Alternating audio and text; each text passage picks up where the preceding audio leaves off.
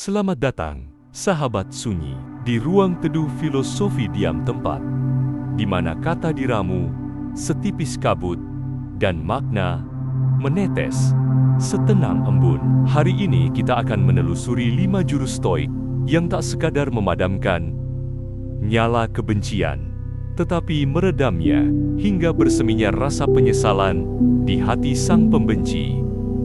Duduklah nyaman. Biarkan napas mengalun mengiringi jiwa yang ingin teguh. Sebab perjalanan ini akan merentang jauh melampaui gemuruh hinaan menuju kedalaman batin yang tak tergoyahkan. Pertama, menyelam ke inti keheningan. Bayangkan engkau berdiri di tengah augora mental di mana pekik kebencian memantul bak riuh genderang perang. Lidah tajam beterbangan, menuntut perhatian, memancing emosi, merayu jiwa agar larut dalam amarah yang memabukkan. Namun stoikisme berbisik lirih, hening itu kekuatan, sebagaimana batu pualam yang tetap diam saat badai memukulnya. Demikian pula seorang yang terlatih menolak menanggapi cercaan pertama kali. Ia memahami hukum alam kuno. Tak ada api yang menyala tanpa oksigen perhatian. Dengan menahan diri dari balasan instan menolak, hadiah provokasi kita bukan sekadar menunda reaksi. Kita menegaskan kemerdekaan pikiran, memilih tidak digerakkan oleh rembesan racun luar. Di balik diam itu tersimpan deklarasi, aku penguasa batin ini, engkau takkan meretasnya. Marcus Aurelius menulis di kejernihan malam Roma, apapun yang dikatakan orang lain hanyalah pendapat. Yang menyakitkan adalah penilaian kita sendiri tentang kata itu. Disinilah pilar pertama jurus stoik terungkap, dichotomy of control, lahir dari kesadaran bahwa hanya dua ranah eksis yang bisa kita kendalikan, dan yang tidak, maka segala hinaan, cibiran, fitnah, semuanya terhisap ke ranah kedua. Musa yang teguh di padang pasir menerima gurun tanpa berpaling. Begitu pula stoik menerima kebencian sebagai bagian iklim hidup. Ia memusatkan daya pada wilayah internal, tanggapan, sikap, dan penilaian. Haters bebas menabuh genderang, tapi yang mendengar adalah telinga kita. Kita bisa menutupnya rapat, mengganti lagu di dalam kepala dengan harmoni kebajikan. Seperti kapten kapal yang tak bertarung melawan badai, hanya menyesuaikan layar, stoik tak melawan kata. Ia menata batin. Namun diam ala stoik bukan bungkam rapuh, melainkan kesunyian kokoh berakar pada latihan terus menerus. Setiap makian adalah batu ujian. Setiap ironi adalah palu yang menimpa pedang mental agar makin tajam. Epictetus menyebutnya gymnasium psyche as gymnasium jiwa. Ketika hinaan tiba, kita mengamati getaran halus di dada. Jantung meningkat, wajah memanas, pikiran menuntut perlawanan. Kita tarik napas panjang, mengurai sensasi bak ilmuwan. Ini hanya impuls listrik pada saraf, bukan kebenaran absolut. Sikap ilmiah ini menggugurkan ilusi bahwa rasa sakit verbal adalah realitas final. Ia hanyalah interpretasi. Dengan membedahnya, kita menebas akar emosi seketika. Hasilnya, pembenci melempar tombak, tetapi ia terantuk.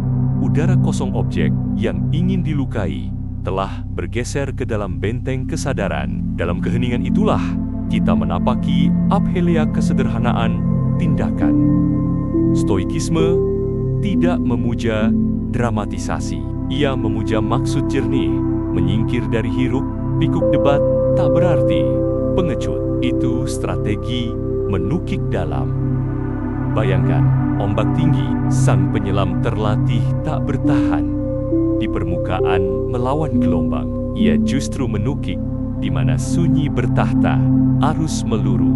Nah, pembenci hanyalah ombak penuh busa, sementara dasar lautan tak tergoyah. Ketika kita menukik mengendapkan ego kebencian, melewati permukaan tanpa menemukan mangsa, dan di dasar hening itu, kita bercermin pada diri sendiri. Apakah aku sungguh terhinakan, atau hanya ego yang tergores tipis? Kesadaran ini mengganti reaksi spontan dengan respons terpilih. Diam pun menjadi pedang terhunus dalam sarung. Tak terlihat, tapi siap menahan serangan apapun tanpa melukai batin kita sendiri. Akhirnya, jurus pertama mengukir pelajaran monumental. We are not obliged to attend every argument. We are invited to. Haters, setelah menunggu ledakan emosi yang tak kunjung tiba, terjebak dalam keheningan reflektif mereka sendiri. Gema kata makian berbalik memukul batin mereka, menyalakan bara sesal, dan engkau setia pada diam yang berdaulat melangkah tenang ke tahap berikutnya dari 5 jurus stoik. Inilah kemenangan tanpa peperangan, seperti air yang meniadakan api dengan kelembutannya. Bersiaplah melanjutkan perjalanan menuju jurus kedua, di mana kita akan menelusuri seni premeditatio malorum mendahului kebencian sebelum ia lahir. Tapi untuk saat ini, resapilah sunyi pada rongga napas, sebab diam telah menuntunmu menapaki puncak kebebasan pertama. Kebebasan dari dorongan membalas. Kedua, per meditatio maloram, menyiapkan diri sebelum peluru dilepaskan. Sebelum fajar merekah di Stoa Poikil, para filsuf berjalan perlahan di atas paving batu yang masih basah embun, menimbang kesunyian seperti berat emas di telapak tangan. Di dalam kepala mereka berputar simulasi bencana, lidah pahit manusia, gugatan tak adil, fitnah di depan forum, bahkan kehilangan orang tercinta. Inilah premeditatio malorum seni, menjemput Mara sebelum Mara tiba, dengan sengaja memanggil skenario terburuk ke ruang batin. Stoik mengasah jiwa seperti pandai besi menempahkan baja. Ia bertanya, jika besok racun kata merayap di telinga, apa yang akan kulakukan jika 7 lautan caci datang menenggelamkan reputasiku? Kemana akan kuikat jangkar nurani? Membayangkan luka sebelum tertusuk bukan keputusasaan. Ia praktek vaksin mental. Sedikit-sedikit racun disuntikkan agar antibodi kebijaksanaan terbentuk kokoh. Maka, ketika peluru hinaan akhirnya ditembakkan, kulit hati sudah menebal. Rasa sakit mengecil setipis debu di jubah sang pejalan gurun. Premeditasi ini bukan lamunan muram. Ia latihan metodis. Seorang stoik menutup mata, menarik napas, lalu mementaskan drama lengkap. Sosok pembenci berdiri di hadapannya. Suara serak menyemburkan kalimat berbisa. Publik bersorak menanti keretakan kesabaran. Di layar batin, ia menahan setiap kedipan ego, mengamati detak jantung, mendengar bisik balas. Sekarang, ia membiarkannya berdengung, lalu memotongnya dengan rasionalitas tajam. Itu hanya pendapat eksternal. Kemudian ia memvisualisasikan respons ideal diam tenang, mungkin senyum sedikit, lalu mengalihkan percakapan pada fakta. Saat latihan usai, ia menuliskan butir refleksi. Apa pemicu rasa takut? Bagaimana memadamkannya?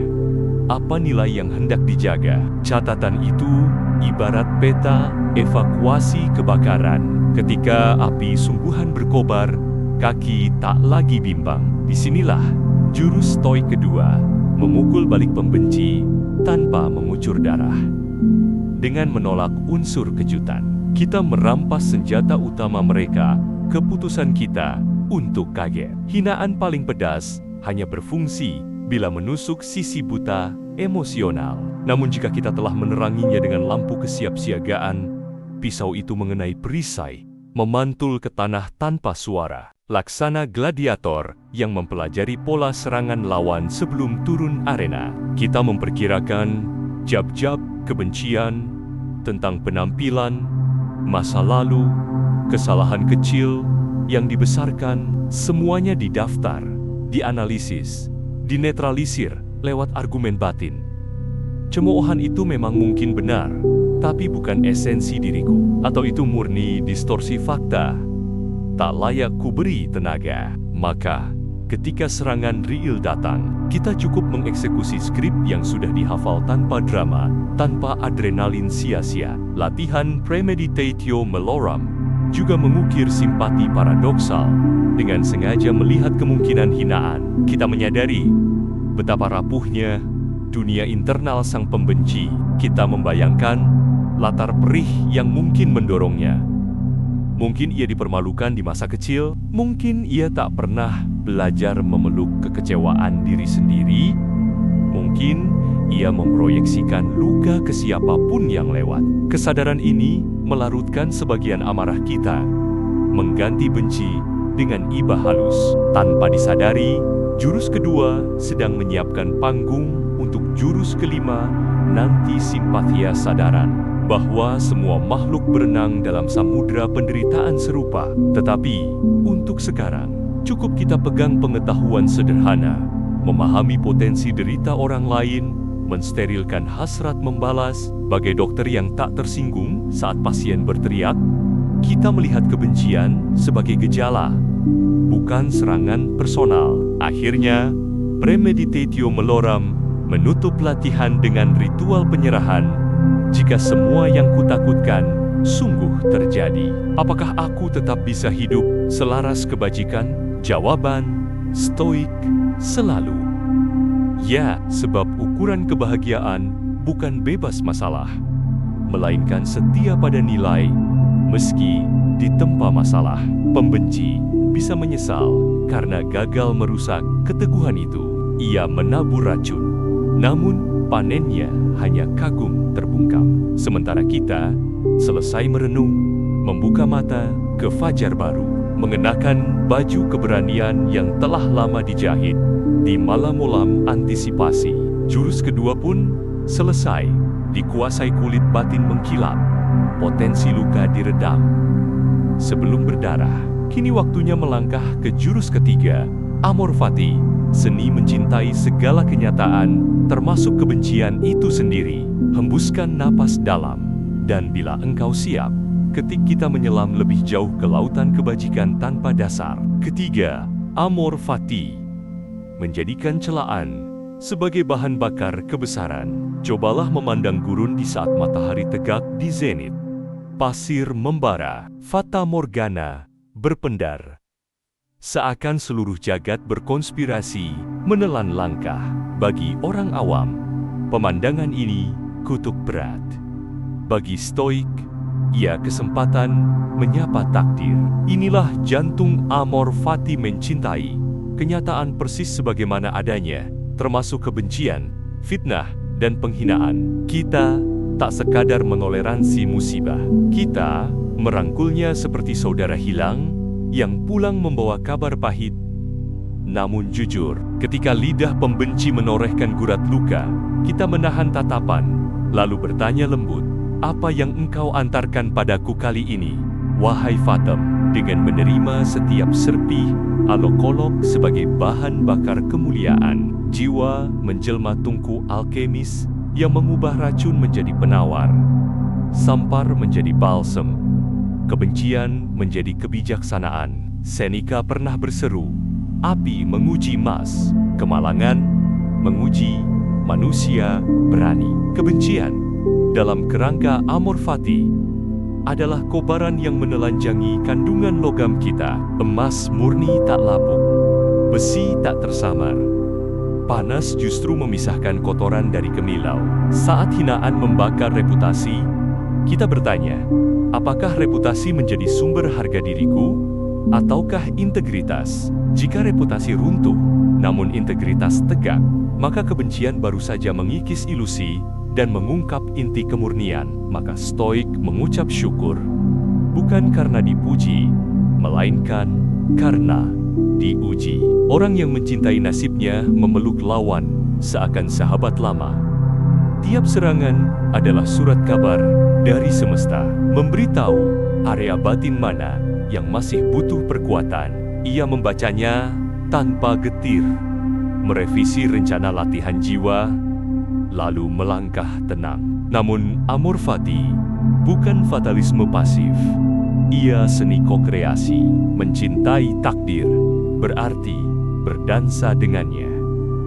Pembenci melempar batu, kita menangkapnya, memahatnya, jadi fondasi monumen ketabahan, seperti tukang kebun yang tak menyalahkan musim hujan, melainkan menata parit.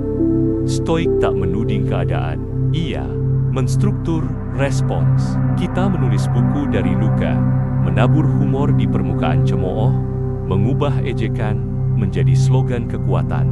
Dan di tengah kreasi itu, sang pembenci mendapati temboknya retak. Setiap panah yang ditembakkan justru menjadi hiasan di perisai kita, membuatnya makin megah.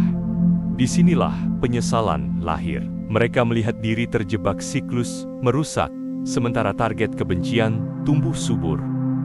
Di Voltex ada paradoks manis. Ketika kita mencintai kebencian yang menerpa, kebencian kehilangan objek untuk dirusak. Bagai api diberi Asia, padam bingung. Amor Fati menempatkan kita di luar jangkauan racun emosional. Kita menatap hinaan seperti astronom memandang meteor jatuh. Fenomena alam yang indah, sebentar, lalu lenyap meninggalkan butir debu kosmik. Dalam jarak kontemplatif ini, kita bisa mempelajari pola kebencian. Bagaimana ia lahir dari rasa takut, inferioritas, ketidakpastian. Mengetahui genesis itu, kita sulit membenci balik karena bagaimana mungkin membenci orang yang sama rapuhnya dengan diri kita? Maka kasih sayang tipis, merembes dari dasar hati, memperlembut respons tanpa melemahkan batas. Ketika lampu-lampu kota meredup dan hari yang riuh selesai, Stoik menutup mata, berbisik, "Aku bersyukur atas pujian, atas cacian, atas napas yang masih diizinkan berembus." Dengan syukur total ini, takdir terasa bukan beban, melainkan rekan seperjalanan. Sementara itu, pembenci yang mengharapkan kepedihan justru terhenyak melihat kita tersenyum di antara reruntuhan kata-kata mereka. Vonis pun berbalik. Luka batin mereka sendiri terpampang tanpa penyangkalan. Dan engkau, sahabat sunyi, telah menaklukkan jurus ketiga. Mencintai bukan hanya pelangi, tetapi juga petir yang membelah langit batinmu. Kini, saat kita beranjak menuju jurus keempat, Memento Mori, mengingat kefanaan yang akan menyingkap. Mengapa menguras tenaga meladeni kebencian? Sama bodohnya dengan menabur garam di lautan. Jika engkau siap melanjutkan ziarah jiwa ini, ambil nafas, dan kita akan melangkah menembus kabut fana bersama. Keempat, Memento Mori. Ketika mulut pembenci tak lagi bernyawa, bayangkan dirimu berdiri di depan pusaratak. Ada nama, hanya batu, sunyi, dan rerumputan liar yang menari oleh angin. Di sanalah kita semua akan berakhir. Tidak ada yang luput, tidak juga pembenci yang paling vokal sekalipun. Di hadapan kefanaan, semua kata menjadi bisu, dan semua emosi yang dulu membakar dada perlahan meredup menjadi asap tak bermakna. Memento Mori, ingat bahwa engkau akan mati adalah ajaran Stoik yang membenturkan kita pada Keizoshan menanggapi kebencian. Sebab, untuk apa membalas hinaan seseorang yang pada akhirnya akan terkubur dalam tanah yang sama, ditangisi oleh waktu yang sama, dilupakan oleh dunia yang sama? Ketika kita benar-benar menyadari betapa pendeknya hidup, amarah menjadi komedi, dan ego menjadi beban yang tak pantas dibawa lebih lama. Marcus Aurelius, kaisar yang menguasai dunia, menulis di jurnal pribadinya, "Engkau bisa mati kapan saja, maka biarkan ini membimbing segala pikiran, tindakan, dan kata." Dalam konteks kebencian, ajaran ini menghantam logika balas dendam. Mengapa membiarkan kata-kata dari seseorang yang fana mempengaruhi ketenangan kita yang sementara. Pembenci yang hari ini bersorak akan satu kesalahan kecilmu, mungkin besok tak akan bangun dari tidurnya, dan engkau pun sama. Setiap menit yang digunakan untuk membalas, untuk marah, untuk membuktikan sesuatu kepada orang yang tak layak adalah menit yang dicuri dari kehidupan sejati. Dengan memento mori, kita diajak menjadikan waktu sebagai sekutu, bukan musuh. Maka daripada membalas hinaan, kita memilih menulis puisi, memeluk orang yang kita cintai, berjalan pelan di pagi hari, sambil menyadari bahwa setiap langkah bisa jadi langkah terakhir. Ada kekuatan misterius dalam menerima kematian. Ia seperti pisau yang memotong lemak dari kehidupan. Ketika kita sadar bahwa segalanya akan berakhir, kita menyisakan hanya yang penting: cinta, kebijaksanaan, kedamaian batin. Kata-kata pembenci tidak lagi punya akar untuk bertahan. Mereka tidak punya tempat dalam narasi besar tentang hidup yang indah dan terbatas. Bahkan bila kita diolok habis-habisan hari ini, besok dunia bisa berubah. Matahari tetap terbit, waktu tetap berjalan, dan kita tetap punya pilihan mengisi waktu yang tersisa dengan kedewasaan atau membuangnya untuk membalas orang yang mungkin tak pernah akan berubah. Dan dalam dunia stoik, kita memilih kedewasaan. Kita memilih senyap, karena di sanalah kehidupan sejati bersemayam, bukan dalam kata-kata orang lain, tapi dalam keheningan yang kita peluk saat dunia gaduh. Memento mori juga menyadarkan kita akan nilai memaafkan. Jika seseorang akan mati, apa gunanya menyimpan dendam pada mereka? Jika seseorang akan segera kehilangan kesempatan untuk meminta maaf atau berubah, mengapa tidak kita yang terlebih dahulu melepaskan? Stoik tidak memaafkan karena takut, tapi karena tahu bahwa setiap detik yang dipakai untuk benci adalah detik yang tak akan kembali. Ketika pembenci melihat bahwa kemarahan mereka tidak ditanggapi dengan balasan, tapi dengan tatapan tenang dan bahkan doa lirih, di sanalah kesadaran menghantam. Mereka mungkin tak akan mengaku, tapi benih penyesalan telah ditanam. Barangkali mereka tidak akan berubah hari ini, tapi mereka akan teringat akan sikap kita ketika hidup mereka mulai redup. Dan pada saat itu, lidah mereka akan membisu oleh penyesalan. Sementara kita telah lama melangkah bebas ke dalam kedamaian. Bagian akhir dari memento mori bukan tentang kematian itu sendiri, tapi bagaimana hidup dijalani, karena kematian itu pasti. Ketika kita tahu hidup ini rapuh, kita tidak ingin disibukkan oleh mereka yang ingin menghancurkan. Kita ingin membangun, menyembuhkan, mencipta. Kita memilih untuk menjadi taman di tengah kota yang penuh debu, tak menggubris cercaan, tapi tetap mekar. Dan ketika kelak kita benar-benar menghembuskan napas terakhir, kita bisa menutup mata dengan tenang, tahu bahwa kita tidak hidup untuk membalas kebencian, tapi untuk menghidupkan cinta dan kebijaksanaan. Pembenci akan menyesal, bukan karena kita membalas, tapi karena mereka tak mampu menyentuh kita. Dan engkau, sahabat sunyi, telah menyerap jurus keempat ini dengan utuh. Kini saatnya bersiap untuk jurus kelima, simpatia, persatuan jiwa manusia, di mana kita akan melihat bahwa bahkan pembenci adalah bagian dari satu tubuh besar yang sama dengan kita. Jika siap, tenangkan pikiran Anda untuk melanjutkan kelima, SYMPA, iya. Ketika kita dan pembenci adalah satu tubuh yang sedang sakit. Dalam jantung ajaran stoik, ada satu kesadaran agung yang menjungkir balikan cara kita memandang musuh. Simpatia, ia bukan sekadar empati. Bukan pula simpati dalam arti lemah, tapi perasaan terdalam bahwa semua makhluk hidup, semua manusia adalah bagian dari satu kesatuan utuh. Tubuh kosmik yang sama, seperti jari-jari dalam satu tangan. Maka saat satu jari terluka, seluruh tubuh merasakannya. Begitu pula dengan para pembenci mereka. Bukan entitas asing, bukan musuh sejati. Mereka adalah bagian dari kita yang sedang sakit, sedang luka, sedang memohon tanpa kata agar dipahami.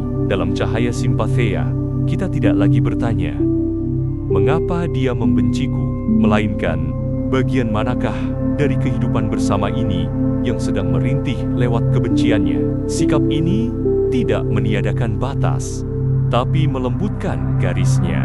Bayangkan seseorang berdiri di hadapanmu, melontarkan kata-kata kejam, matanya penuh kebencian, suaranya mengguncang. Di permukaan, ia tampak seperti lawan, tapi dengan kacamata simpatia, engkau melihat lebih dalam.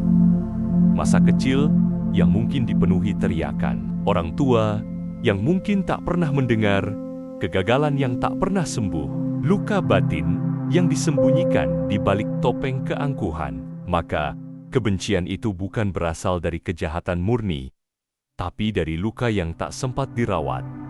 Dan luka itu pernah juga ada dalam dirimu. Betapa mirip kita ini sebenarnya. Kita semua ingin dimengerti, ingin disayangi, ingin punya tempat di dunia. Maka Stoik meletakkan senjatanya, bukan karena ia kalah, tetapi karena ia sadar bahwa membalas adalah seperti meninju wajah sendiri dalam tubuh besar umat manusia. Simpatia mengubah cara kita merespons. Kita tak lagi melihat pembenci sebagai ancaman, melainkan sebagai pesan. Ada sesuatu dalam sistem kehidupan yang sedang rusak. Maka, kita tidak sekadar diam karena tak ingin bereaksi. Kita diam karena sedang mendengarkan. Kita tidak membalas karena sedang memikirkan cara menyembuhkan. Ini bukan berarti membiarkan diri diinjak, tapi memahami kapan tindakan keras dibutuhkan dan kapan kasih adalah satu-satunya jawaban. Dalam dunia yang penuh caci maki, menjadi orang yang menolak membalas adalah bentuk kekuatan revolusioner, dan kekuatan itu menular. Suatu hari, sang pembenci bisa saja merenung dalam sepi, mengingat sikap tenang kita dan merasa malu, merasa kalah, bukan karena kekalahan, tapi karena ia sadar, aku telah membenci seseorang yang tidak pernah membenciku kembali. Dalam simpatia, bahkan tindakan kecil jadi berarti besar. Kita menjawab hinaan dengan senyum, bukan karena kita sok suci, tapi karena kita tahu bahwa senyum itu bisa menggugurkan satu lapis dinding di hati orang. Kita menulis kata-kata kebaikan di ruang publik, bukan karena ingin disukai, tapi karena kita percaya dunia membutuhkan lebih banyak obor di tengah gelap. Kita menolak ikut dalam arus debat tak berujung, bukan karena kita bodoh, tapi karena kita memilih menggunakan waktu hidup kita untuk membangun sesuatu yang lebih bernilai. Dan seperti tetes air yang perlahan melubangi batu, respons kita yang didasarkan pada kebersatuan jiwa, manusia akan bekerja pelan tapi dalam. Di balik tembok keras, hati pembenci bisa melunak, dan dari situ perubahan bisa dimulai. Akhir dari simpatia, bukanlah semua orang berubah jadi baik. Terkadang, pembenci tetap membenci, tapi perubahan sejati adalah pada kita, bahwa kita tidak ikut berubah jadi seperti mereka. Kita tetap menjadi diri sendiri, berakar pada ketenangan dan kasih. Kita menjadi titik cahaya kecil di antara gelap, dan itu cukup ketika dunia melihat kita tak tergoyahkan oleh kebencian, tapi justru tumbuh dengan ketulusan. Saat itulah mereka tahu ada sesuatu yang lebih kuat dari kemarahannya itu, belas kasih. Dan di sanalah penyesalan menghampiri pembenci. Bukan karena mereka dihancurkan, tapi karena mereka gagal menghancurkan kita.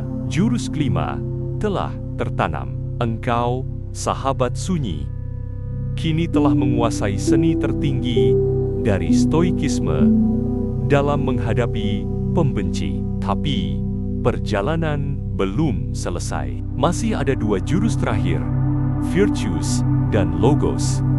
Jika engkau siap, kita akan menutup perjalanan ini dengan cahaya keenam virtues, menjadi batu karang di lautan kebencian. Jika ada satu pilar utama dalam stoikisme yang menopang segalanya, ia adalah virtus kebajikan.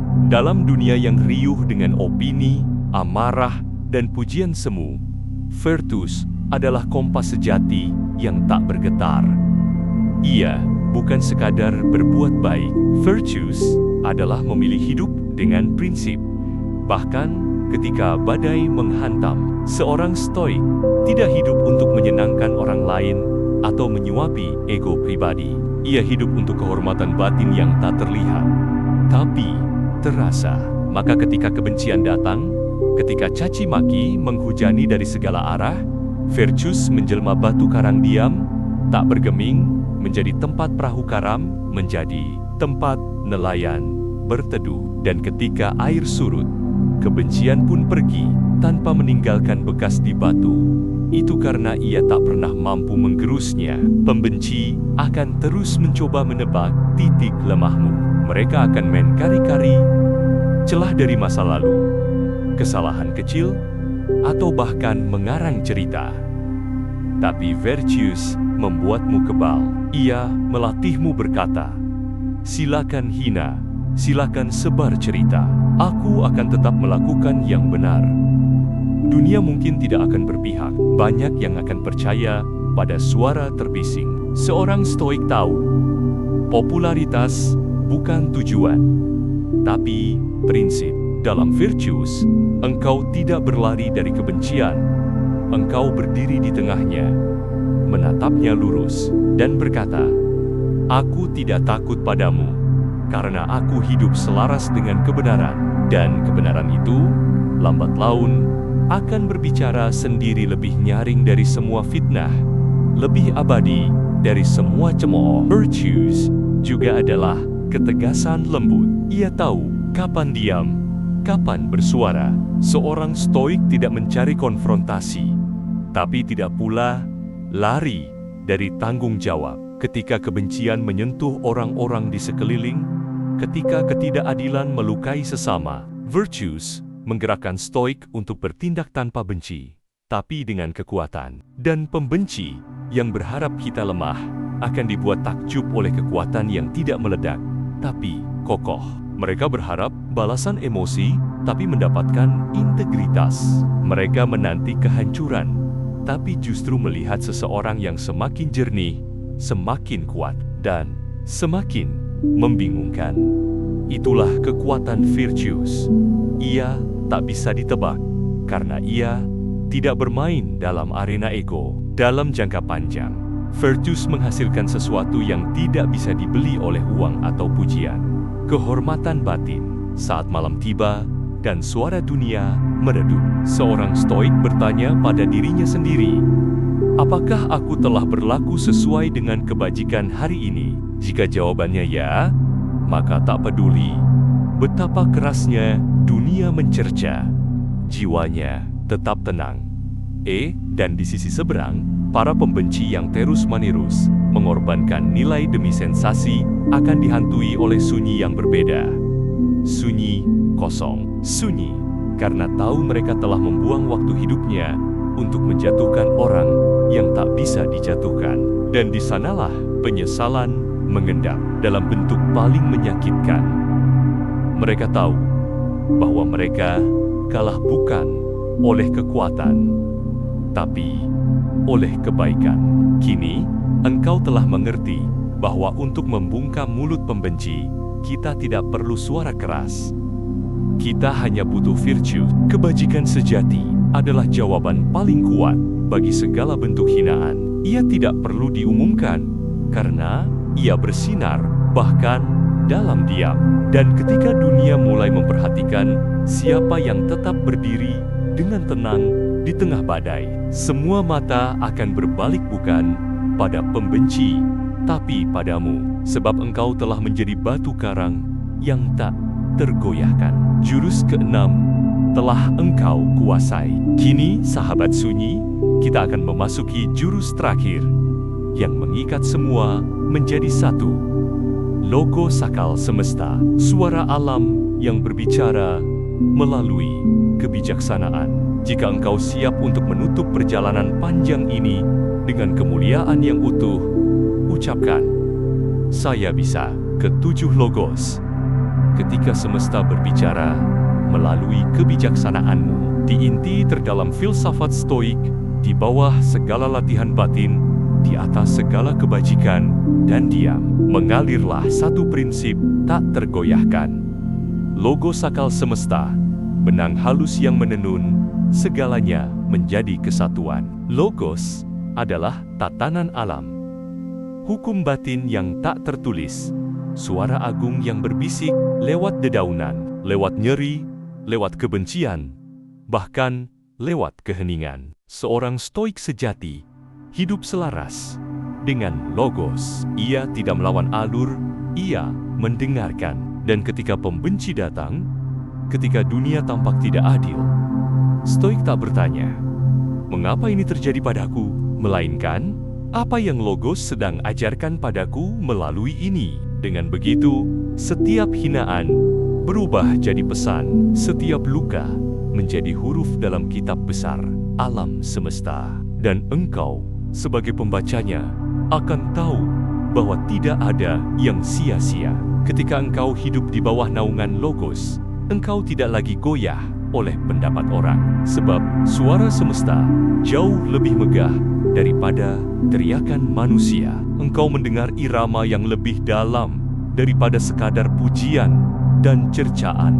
Bahkan ketika orang-orang menginjak harga dirimu, engkau tahu bahwa nilaimu tidak ditentukan oleh opini, tetapi oleh kesetiaanmu terhadap akal budi yang lebih tinggi. Logos mengajarkan bahwa segalanya punya tempat, bahkan pembenci. Mereka ada sebagai batu dalam jalan, bukan untuk menjatuhkanmu, tapi untuk menguatkan langkahmu. Mereka adalah bagian dari simfoni kehidupan, memainkan peran minor yang secara misterius memperindah keseluruhan lagu. Maka, tak perlu marah, hanya cukup memahami. Dalam senyap, logos juga mengajar tentang keutuhan. Engkau tidak berdiri sendiri. Ketika engkau memilih diam daripada membalas, ketika engkau memilih bijak daripada meledak, engkau sedang menjadi corong suara semesta. Engkau adalah pancaran kehendak akal semesta yang menolak kekacauan dan memilih harmoni. Maka jangan remehkan satu langkah kecil menolak balas dendam. Ia mungkin tampak sepele, tapi dalam ruang batin, itu adalah gempa yang membentuk daratan baru. Dan ketika pembenci melihat keteguhan yang tidak dibentuk oleh ego, tapi oleh kedalaman, mereka mulai ragu pada keyakinan mereka sendiri. Logos sedang bekerja bukan untuk mengalahkan mereka, tapi untuk mengajak mereka pulang. Dan begitulah, diam-diam, engkau menjadi pelita, tanpa mengangkat suara, tanpa memamerkan kebajikan. Engkau menyalakan terang kecil yang membuat orang mulai bertanya, mengapa ia tak marah? Mengapa ia tak terpancing? Di sanalah pelajaran terbesar dimulai. Logos tak memaksakan, ia menginspirasi. Ia membujuk bukan dengan kata, tapi dengan kehadiran. Maka stoik bukanlah guru yang berteriak, melainkan api kecil yang membakar lambat tapi dalam. Engkau tak memadamkan kebencian dengan perdebatan, tapi dengan keberadaanmu yang selaras dengan semesta. Dan ketika seseorang memilih diam seperti itu, pembenci pun perlahan kehilangan suara. Sebab tidak ada energi yang mereka bisa serap. Yang ada hanyalah gema kesadaran yang lambat laun menggoyahkan dinding batin mereka sendiri. Pada akhirnya, logos adalah puncak dari 5 jurus stoik sebelumnya. Dialah alasan kita diam, alasan kita mencintai takdir, alasan kita bersiap sebelum bencana, alasan kita bersimpati pada yang melukai kita, dan alasan kita berdiri dalam kebajikan. Logos menyatukan semuanya menjadi satu tubuh, satu arah, satu misi.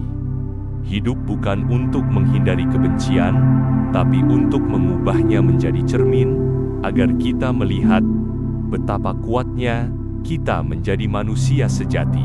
Dan mereka, para pembenci itu, akan menyesal bukan karena dikalahkan, tapi karena telah menoniakan waktu hidupnya untuk melawan seseorang yang justru sedang selaras dengan semesta. Sementara engkau, sahabat sunyi, telah menyelesaikan perjalanan ini, kau tak perlu membalas, sebab semesta telah menjawab untukmu dalam diam. Kini saatnya engkau melangkah keluar dari ruang sunyi ini bukan sebagai korban hinaan, tapi sebagai pejalan agung yang telah memahami 5 jurus stoik yang membungkam para pembenci.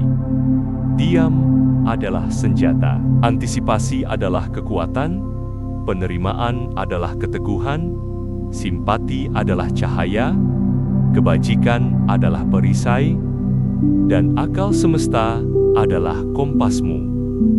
Tak perlu membalas, cukup hidup dengan tenang, dan biarkan penyesalan tumbuh dalam batin mereka. Perlahan, seumur hidup. Jika video ini menyentuh bagian terdalam dirimu, jangan ragu untuk bagikan kepada mereka yang membutuhkan ketenangan di tengah kebisingan. Like, komen, dan subscribe-lah, agar kita bisa terus menyalakan api kecil kebijaksanaan dalam diam.